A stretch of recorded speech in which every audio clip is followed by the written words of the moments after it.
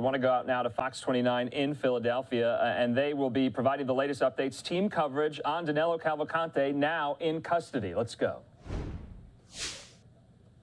Our nightmare is finally over, and the good guys won.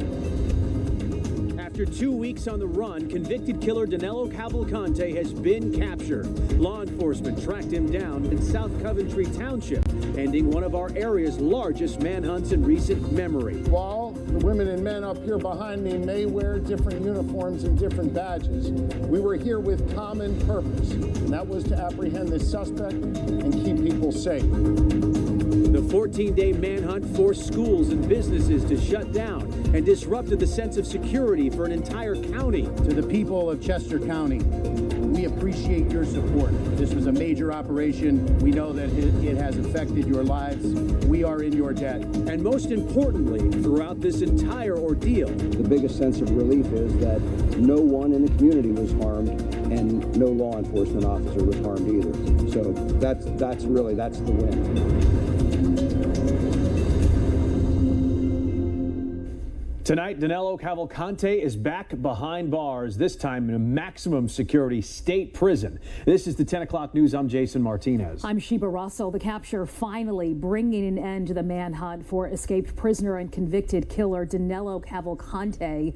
Law enforcement taking him into custody just after 8 o'clock this morning. This was in northern Chester County, but it all started just after midnight when a burglar alarm goes off at a home in South Coventry Township right near Road. An hour later, a drug enforcement agency plane with thermal imaging technology picks up a signal on the ground, but the storm's temporarily grounding the plane. Law enforcement circles the area and wait until they nab and surprise that prisoner in the morning with the help of a canine. We have a team of crews working all angles of this capture that has made national headlines. And let's first get out to Steve Keeley. And Steve, Cavalcante had a planned end game. Well, it's his first night under a new prison ceiling after his last night under the stars and clouds. And hours after he agreed to tell interrogators about his 14 days on the lam and tell them how incredibly close they came to finding him 3 times and how he planned to use that rifle to make a further escape out of the country soon. Our nightmare is finally over. In hospital gown and handcuffs, Danelo Cavalcante was walked out of the Avondale State Police Barracks after cooperating with interrogators, telling them through a Portuguese interpreter that he intended to carjack someone in the next day to get to Canada or Mexico. A source in on Cavalcante's interrogation told Fox 29 News his endgame was to carjack someone and get out of the country because he began to notice increasing search helicopters and airplanes over his head. He said he'd been hiding under thick underbrush and on 3 occasions said armed search teams came within 7 or 8 yards of him. He said he only moved at night, never during the day. Cavalcante even did his own surveillance, he told interrogators. He said he did surveillance on the first perimeter around Longwood Gardens so he knew where and when to run to make his escape from there. He also did surveillance on that house where he stole the rifle from. He didn't just do those without planning, the source told us. He said he hid his fecal matter, number 2s, under leaves and brush so searchers wouldn't find out where he had been. He found a backpack with a razor inside during his escape, which he used to shave. He said he lived off stream water and a watermelon that he had stolen. There were people who were intent and intended to assist him. We had been successful, to the best of my knowledge, we had been successful in preventing that assistance from reaching him. And so after his interrogation, an 18-vehicle caravan brought Cavalcante in a SWAT truck into the State Correctional Institute Phoenix here in Skippack. And as the prison's garage doors slowly closed on Cavalcante's last glimpse of sun and sky for a while, interrogators realized they had just learned how close Cavalcante possibly came to trying to make a further escape and maybe even add to his list of victims. Sheba, Jason? Steve, there's just some really startling new details to come out about how he was able to survive 13 days here. Anything that struck you the most out of all of this? Because that was quite a lot. Well, we talked about how tough it was to find them. He's hearing their footsteps 3 times. He's just 7 or 8 feet away from them. Unbelievably, 3 times. That's how close they came. And it also shows you how thick that brush that we talked about yesterday was. They're just that close to him and they don't even see him. Wow. And he's not wearing what they're wearing. They're wearing camouflage gear and he's not. So that shows you how thick that stuff was that he was living in. And the fact that he was able to do his own surveillance undetected in that thick brush as well is just it helps explain astounding. why they didn't catch him. Yeah. All right, Steve Keeley, thank you very much. All right, so here's the U.S. Custom and Border Patrol canine everybody is talking about. Yoda helped catch Cavalcante. He's a 4-year-old Belgian Malinois, and he was there when state police and Border Patrol surrounded Cavalcante this morning as he tried to crawl through thick brush with a stolen rifle. Yoda was released, biting Cavalcante in the head, allowing teams to move in and capture him. And Shawnette, you know, for the residents in this area, finally a return to normal in Chester County.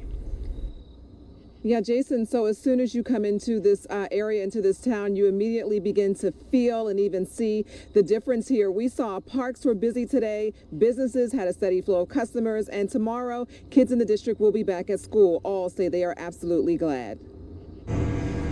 There's something flying in the air over North Coventry this evening, but the good news is it's not surveillance. The presence of aircrafts, heavily armed law enforcement on the ground, and roadblocks are no more. It's definitely a huge relief, and you can feel it in the community. Amy Kovac is right. You can see and feel the difference in her neighborhood.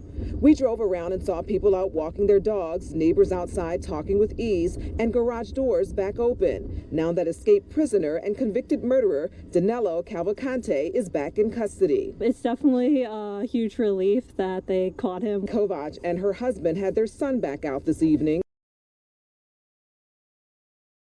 And we haven't been doing that. So today we're out and, you know, we're going to go down to the park. Community parks also came alive now that families are able to leave their homes without restrictions. Businesses are happy to see them. It's good to be safe and to be back. This Rita's reopened after being closed yesterday. The owner says for the safety of workers, the community, and out of respect for law enforcement. Be able to see all the kids and families and just try to do a little something to put a smile on their face. Bodie Sanders is smiling for a different reason. Yeah, I'm ready. He goes back to school tomorrow after the O&J Roberts School District closed schools for 2 days. Bodie was with his dad while waiting for his sister Fiona to finish an optional soccer practice this evening at O&J Roberts High School. This sign outside the district property building thanking law enforcement. The chaos now in the rearview mirror. Going down the main road there were, you know, probably literally hundreds of cops on the road, so it took, you know, gave you a little bit of pause. Absolutely, and many have said that they spent so many past nights, long nights, checking for updates, listening to scanners, checking Facebook, watching the news. Hopefully, Sheba, tonight will be a restful one. Yeah, we are hoping it is, and it should be, Shawnette. Thank you. Also restful for his ex-girlfriend's family, Cavalcante's ex-girlfriend. They had been living in fear all this time as well. He was sent to prison for brutally murdering her, Deborah Brandow, back in April of 2021. What you're looking at here is a GoFundMe started for her 2 young children. He fatally stabbed her in front of her kids. At last check, it raised nearly $14,000 and climbing. The district attorney for Chester County, Deb Ryan, says she spoke with her family shortly after Cavalcante's capture. One of the first calls we made upon learning about this capture was to the Brandow family, who, as you can imagine, had been living in a complete nightmare. They can now finally sleep again. Brandow's sister releasing a statement this evening saying, quote, "We are deeply grateful for the support and hard work put in by law enforcement throughout these past days. The past 2 weeks have been extremely painful and terrifying as it brought back all the feelings from losing my sister and the thought of the perpetrator hurting us again.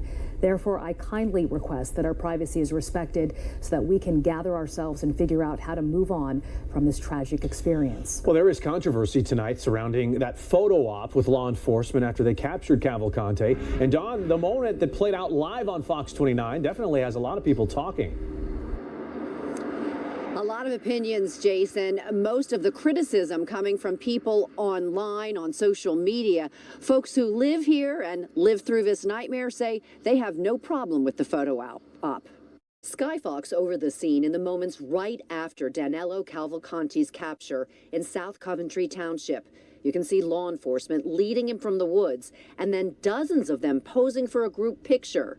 It's these images that are going viral on social media, sparking strong reaction. Those men and women worked amazingly hard through some very trying circumstances. They're proud of their work. I'm not bothered at all by the fact that they took a photograph with him in custody. Thousands responding on Fox 29's TikTok. One person commenting, glad they caught him, but what they're all doing is shameful and they should be fired. Another saying, wait, is this real? Did they just pose? This man is glad they got him, but agrees the photos with the convicted killer were over the top.